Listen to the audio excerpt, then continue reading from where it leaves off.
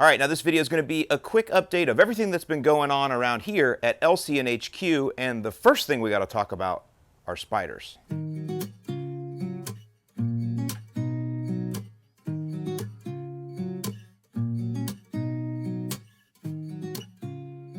So I showed you how I keep these cleaned out of my pool cage here in a video way back on July 12th of last year. Now that was 6 months ago, and there's something I've learned that I really want to share with you. And what that is that in Southwest Florida, you have to clean these out more often than once every 6 months. I mean, just look at this buildup. These trash line spiders are literally taking over. So in case you missed it, what I do is I take this big duster ball here, it's called a Webster, and I tape together 3 broom handles so that they're long enough that I can reach all the way around into the top of my pool cage. Now what you'll find is that as you wipe the spiders out, they just end up hanging off and they crawl right back up and rebuild. Or if they're as bad as what I'm dealing with here, when you're done with a bunch of these guys, they'll be all inside of the Webster there, and then wherever you store it, they just release and start all over again and take over.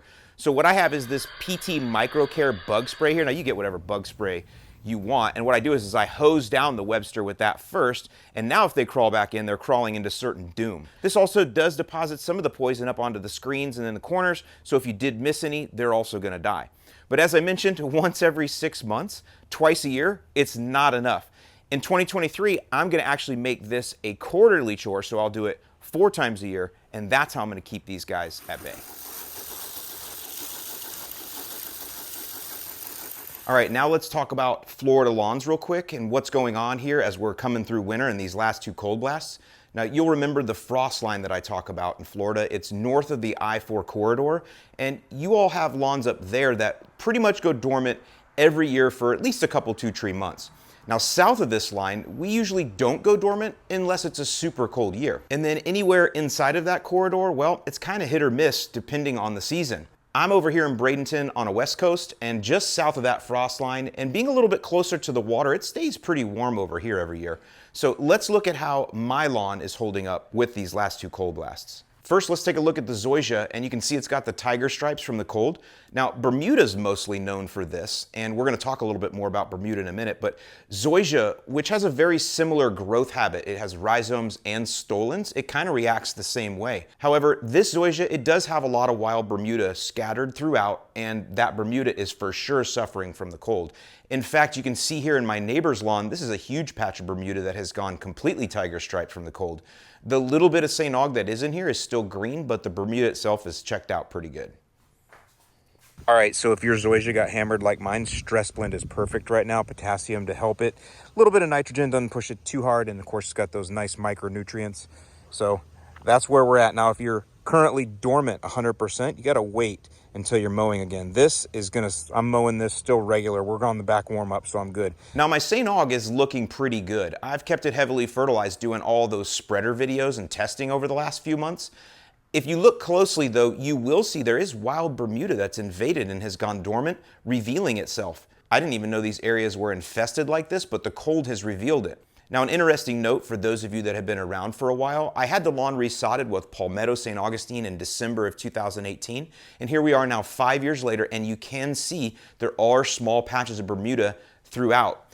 I also have one big spot that's really been taken over, and that's where grubs hit me a couple years ago, and the weakening of the St. Augustine grass in those areas, it allowed the Bermuda to be much more opportunistic. Now, there's a real lesson in that.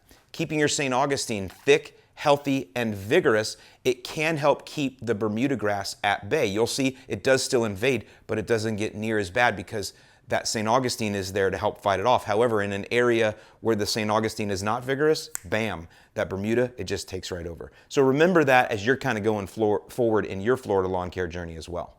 Bahia grass!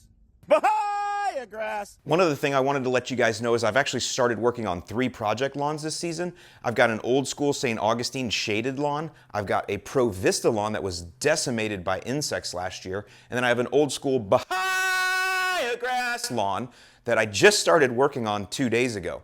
The first step in that lawn was prodiamine. Now, all of us here in Florida, it's time for prodiamine pre-emergent. You can see all that brown stuff there. That's actually dead signal grass. The cold knocked it down for us, and prodiamine is very good at preventing future outbreaks of signal grass. Now, in a lot of areas, signal grass will live year-round, even though it tries to be an annual, so that's why a good cold blast will knock it out for you, and that's why it's a good idea to get prodiamine down right now to prevent any future outbreaks.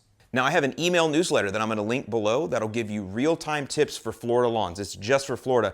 If some of you are watching and you happen to be somewhere else in the country, I do have a general newsletter that gets sent out every single week with real-time tips. But for my Florida friends, I have something specifically for you. Kind of makes sense since I live here. I'll give you a link in the description below. Lastly, I wanted to show you what the Freedom Factory looks like. I was just over there this weekend fertilizing and spraying some weeds. It has pretty much checked out and gone dormant. It is Provista St. Augustine grass, so it's not as cold tolerant. I tried to keep it pushed as much as I could, but the cold air just swirls around in there in the track, and it just caused it all to dry out and go dormant. It's going to be fine. It's going to take a little bit longer, though, for it to come out green, and that's what I wanted to say. Any of you that have Provista St. Augustine grass, no matter where you are, if it's gone dormant, I want you to be patient with it. Push it with nitrogen. Once you start having to mow again, push it with nitrogen.